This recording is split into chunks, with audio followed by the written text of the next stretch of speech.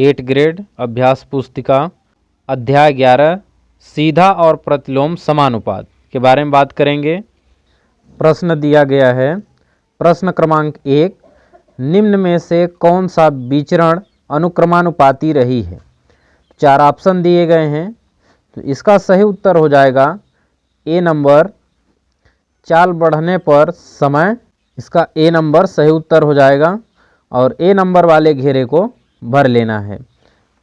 दूसरा है प्रश्न क्रमांक 2, यदि मानचित्र पर 1 सेंटीमीटर वास्तविक दूरी 8 सर को निरूपित करता है तो उसकी मानचित्र पर 2 सेंटीमीटर किस वास्तविक दूरी को बताएगा?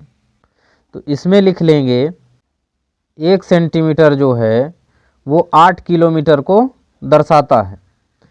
बोला गया है कि मानचित्र पर 2 सेंटीमीटर की वास्तविक दूरी क्या होगी? तो 1 सेंटीमीटर में 8 किलोमीटर बन रहा है, 2 सेंटीमीटर में कितने किलोमीटर बनेगा? तो 2 में 8 का गुणा करेंगे तो हो जाएगा 8 दूना 16 किलोमीटर।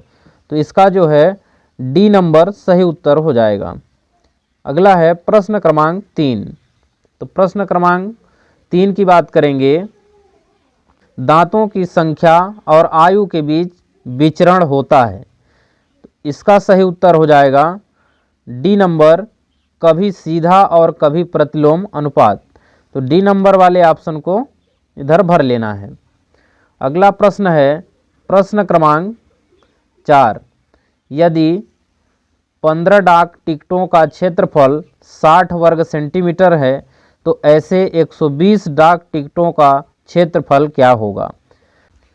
इसका सही उत्तर हो जाएगा ए नंबर, 480 वर्ग सेंटीमीटर। और इधर ए नंबर वाले घेरे को कुछ इस प्रकार भर लेना है। अगला प्रश्न है प्रश्न क्रमांक 5, निम्न में से कौन सा व्युत्क्रमानुपाती है? तो इसका सही उत्तर हो जाएगा सी नंबर, कार्य के घंटे और श्रमिकों की संख्या। और सी नंबर वाले घेरे को इस प्रकार भर लेना है। अगला प्रश्न है प्रश्न क्रमांक 6, धातु के एक 3 मीटर लंबे पाइप का भार 7.3 किलोमीटर है। उसी प्रकार के 7.8 मीटर लंबे पाइप का भार क्या होगा? इसमें लिख लेंगे 3 मीटर लंबे पाइप का भार 7.3 किलोग्राम और 7.8 मीटर लंबे पाइप का भार, इसको मान लेना है x। अब इसको हल करेंगे तो 3 मीटर बटे 7.3 किलोमीटर और बराबर 7.8 बटे x। अब इसको हल करेंगे तो 3 का गुणा x से करेंगे तो हो जाएगा 3x और 7.3 का गुणा 7.8 से करेंगे और यहाँ पर 3 गुणे में है, गुणांक है तो भाग में आ जाएगा। और जब इन संख्याओं का गुणा करके 3 से भाग करेंगे तो x का मान आ जाएगा 18.98। ये उत्तर हो जाएगा। अगला प्रश्न है प्रश्न क्रमांक 7। प्रश्न क्रमांक 7 की बात करेंगे। एक 3 मीटर लंबी लकड़ी की परछाई 4 मीटर लंबी है। उसी समय एक खंभे की परछाई 24 मीटर लंबी है। खंभे की ऊंचाई ज्ञात कीजिए। तो इसमें मान लेंगे 3 मीटर लंबी लकड़ी की परछाई कितना दिया है? 4 मीटर। और उसी समय एक खंभे की परछाई दिया है 24 मीटर और खंभे की ऊंचाई मान लेना है x। तो हो जाएगा 3/4 बराबर x बटे 24। अब 3 का गुणा 24 से करेंगे और 4 का गुणा x से करेंगे तो हो जाएगा 3 गुणे 24 और बटे, क्योंकि 4x का गुणांक होगा तो बटे में आ जाएगा। जब इसको गुणा करके भाग करेंगे तो हो जाएगा x बराबर 18 मीटर। ये उत्तर हो जाएगा। इसी तरह से अगला प्रश्न देखेंगे। प्रश्न क्रमांक 8, कुसुम को अपने घर से नानी के गांव तक गाड़ी चलानी है। वह नक्शे में इन दोनों गांवों के बीच की दूरी 3.5 सेंटीमीटर मापती है। गांवों के बीच की वास्तविक दूरी क्या है यदि मानचित्र का पैमाना 1 सेंटीमीटर बराबर 10 किलोमीटर है? इसमें लिखेंगे मानचित्र का पैमाना 1 सेंटीमीटर बराबर 10 किलोमीटर दिया है, तो इसको किलोमीटर को सेंटीमीटर में बदलने के लिए पहले इसको मीटर में ले जाएंगे तो 1000 का गुणा करेंगे, इसके बाद सेंटीमीटर में ले जाना है तो फिर 100 का गुणा इसमें करना पड़ेगा, तो टोटल हो जाएगा 10 लाख। अब फिर इसमें लिखेंगे गांवों के बीच की दूरी कितना दिया है 3.5 सेंटीमीटर और वास्तविक दूरी x मान लेना है, तो हो जाएगा 1 और ये संख्या लिख लेना है बराबर 3.5 वास्तविक दूरी माना गया है x। अब फिर तिर्यक गुणा कर लेंगे, तो तिर्यक गुणा करने के बाद 3,50,00,000 ये मान जो है सेंटीमीटर में आया हुआ है, तो अब इसको किलोमीटर में बदलेंगे तो इनका भाग कर देंगे। इसी तरह से प्रश्न क्रमांक 9 है, यदि किसी डिब्बे के लड्डुओं को 30 बच्चों में बांटा जाए तो प्रत्येक बच्चे को 5 लड्डू मिलते हैं। यदि बच्चों की संख्या में 5 की कमी हो जाए तो प्रत्येक बच्चों को कितने लड्डू मिलेंगे। इसमें भी लिख लेंगे बच्चों की संख्या कितना दिया है 30, लड्डू की संख्या कितना दिया है 5 और 5 की कमी हो जाए, यानी 30 में अगर कमी होती है तो कितना हो जाएगा 25 और लड्डुओं की संख्या इसमें मान लेना है कि x है, ये हो जाएगा 30 गुणे 5 बराबर 25 गुणे x। प्रतिलोम का सवाल है इसलिए अब 30 का गुणा 5 में करेंगे और 25 का गुणा x से करेंगे और यहाँ पर x का गुणांक 25 हो जाएगा, 25 बट्टे में चला जाएगा और बाकी संख्याएं अंश में रह जाएंगी। तो जब गुणा करेंगे और 25 से भाग करेंगे तो इसका उत्तर आ जाएगा 6। अगला प्रश्न है प्रश्न क्रमांक 10, यदि 18 श्रमिक किसी दीवार को 48 घंटे में निर्मित कर सकते हैं तो इसी कार्य को 27 घंटे में पूरा करने के लिए कितने श्रमिकों की आवश्यकता होगी। तो इसका हल देखेंगे तो इसमें लिख लेंगे समय बराबर 48 और श्रमिकों की संख्या दी गई है 18 और समय है 27 और श्रमिकों की संख्या माना x। अब सीधा प्रतिलोम का सवाल है, तो 48 गुणे 18 और 27 गुणे x। x का गुणांक 27 है, 27 चला जाएगा बटे में, तो यहाँ देखेंगे 48 में 18 का जब गुणा करेंगे और 27 का भाग करेंगे तो इसमें उत्तर आ जाएगा 32। अब इसी तरह से अगले प्रश्न को देखेंगे। प्रश्न क्रमांक 11, यदि कार्डबोर्ड की 12 सीटों के ढेर की ऊंचाई 45 mm है तो 90 सेंटीमीटर ऊंचाई के ढेर में ऐसी ही कितने सीटें आएंगी। अब यहाँ दिया गया है सीटों की संख्या 12 है, ऊंचाई दिया है 45 mm। इसी तरह से दूसरा है 90 सेंटीमीटर और ऊंचाई का ढेर इसमें नहीं दिया गया है, तो इसमें 90 सेंटीमीटर ऊंचाई दिया है और इसमें संख्या इस बार नहीं दिया है, तो हमें सीटों की संख्या x मान लेना है और ऊंचाई 90 सेंटीमीटर है और जब mm में ले जाएंगे तो 10 का इसमें गुणा कर देंगे तो हो जाएगा 900 mm। अब इसको लिख लेंगे 12/45 और x/900। अब तिर्यक गुणा कर लेंगे, गुणा करने के बाद 45 चला जाएगा बटे में, जब इसको गुणा करके 45 से भाग करेंगे तो इसका आंसर हो जाएगा 240। इसी तरह से अगला प्रश्न है प्रश्न क्रमांक 12, एक कार 60 किलोमीटर प्रति घंटे की औसत गति से 40 मिनट में एक दूरी तय करती है। उसी दूरी समान दूरी को 25 मिनट में तय करने के लिए औसत गति क्या होनी चाहिए।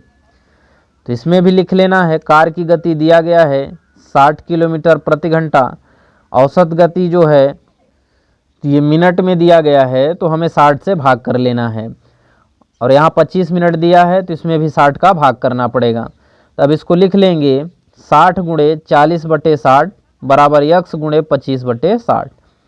अब इसको हल कर लेंगे, ये देखेंगे कि x का गुणांक 25/60 है और जब इस साइड आएगा तो 60/25 हो जाएगा और यहाँ पर 60 से 60 कैंसिल हो जाएगा और जब इसको 40 से गुणा करके 25 का भाग करेंगे तो टोटल आंसर इसका आ जाएगा 96 किलोमीटर पर घंटा, उत्तर हो जाएगा इसी तरह से अगला प्रश्न देखेंगे, प्रश्न क्रमांक 13।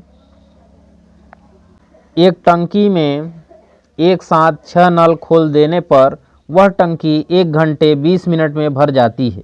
यदि 5 नलों का ही उपयोग करें तो वह टंकी कितने समय में भरेगी। इस प्रश्न में लिखेंगे नलों की संख्या कितनी दिया गया है, 6 दिया गया है। समय कितना लग रहा है, 1 घंटे 20 मिनट दिया है, तो इसको हमें मिनट में कन्वर्ट कर लेना है। 1 घंटे में हो जाएगा 60 मिनट और 20 मिनट इसमें जुड़ जाएगा तो टोटल हो जाएगा 80 मिनट।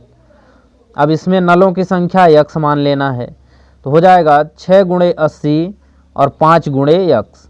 5 गुणांक हो रहा है तो भाग में चला जाएगा, यह 16 पंचे 80, ये कट जाएगा यहाँ से, और फिर 16 का गुणा 6 से करेंगे तो हो जाएगा 96 मिनट।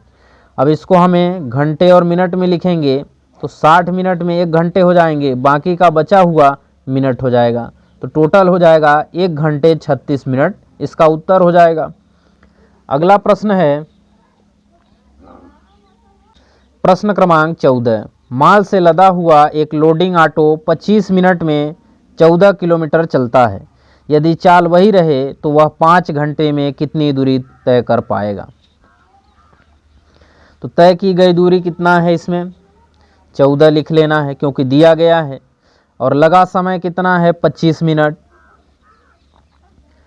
और 5 घंटा दिया गया है तो घंटे को हमें मिनट में बदल लेना है।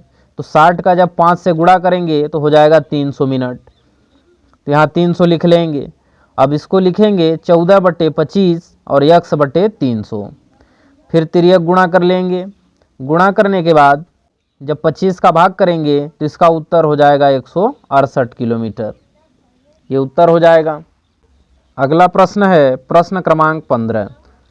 रहमान तीलियों या डंडियों का प्रयोग करते हुए एक पहिया बना रहा है। वह समान तीलियां इस प्रकार लगाना चाहता है कि किन्हीं भी क्रमागत तीलियों के युग्मों के बीच के कोण बराबर हैं। निम्नलिखित सारणी को पूरा करते हुए निम्नांकित प्रश्नों के उत्तर दीजिए। ये पहिया बनाई गई है, इसमें तीलियां बनाई गई हैं, तो देखेंगे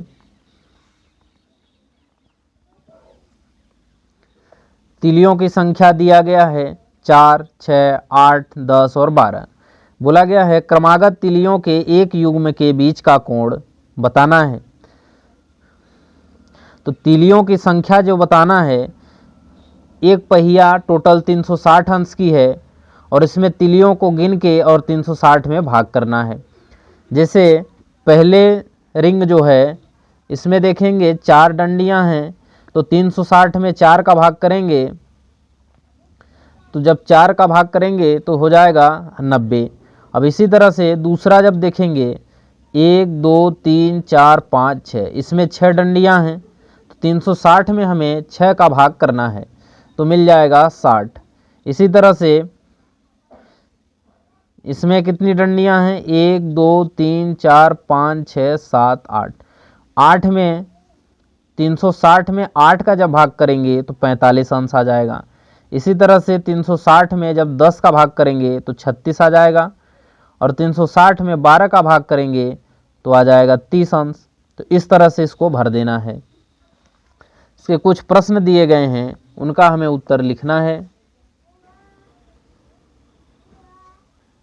पहला है 15 तीलियों वाले एक पहिए के क्रमागत तीलियों के किसी युग्म का कोण बताइए। तो तीलियों की संख्या कितना है, पहले में 4 है और 15 तीलियों वाला एक पहिए के क्रमागत बोला गया है, तो इसको हमें मान लेना है 15। और पहला है 90 और इसमें मानना है कि यक्स तीलियां हैं। अब इसको करेंगे तो 4 गुणे 90 और 15 गुणे यक्स, 5 यहाँ गुणांक हो रहा है, भाग में चला जाएगा। और जब 90 का गुणा करेंगे 4 से और 15 का भाग देंगे तो इसका आंसर 24 आ जाएगा। इसी तरह से दूसरा प्रश्न है, यदि क्रमागत तीलियों के प्रत्येक युग्म के बीच का कोण 40 अंश है तो आवश्यक तीलियों की संख्या कितनी होगी, ये बताना है। तो तीलियों की संख्या कितनी दी गई है, 4 तीली, और माना है यक्स। कोण कितना है 90 अंश। इसको लिख लेंगे 4 गुणे 90 और यक्स गुणे 40 अंश। 40 गुणांक है तो बट्टी में आ जाएगा, 0 से 0 कट जाएगा और 4 से 4 कट जाएगा तो बचेगा यहाँ पर 9। ये इसका उत्तर हो जाएगा। तो उम्मीद करते हैं आज का बताया गया सवाल आपको समझ में आया होगा।